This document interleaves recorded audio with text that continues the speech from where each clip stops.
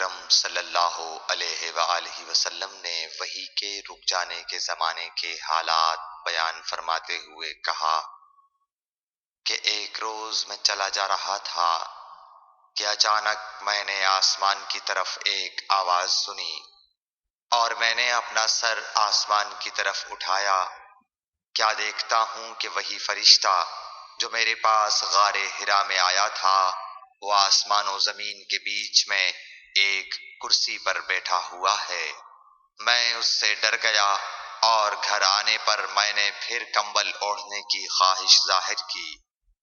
اس وقت اللہ پاک کی طرف سے یہ آیات نازل ہوئیں، اے لحاف اوڑھ کر لیٹنے والے، اٹھ کھڑا ہو اور لوگوں کو عذاب الہی سے ڈرا اور اپنے رب کی بڑائی بیان کر اور اپنے کپڑوں کو پاک صاف رکھ اور گندگی سے دور رہ۔ اس کے بعد وہی تیزی کے ساتھ پے در پے آنے لگی۔ صحیح بخاری حدیث نمبر 4۔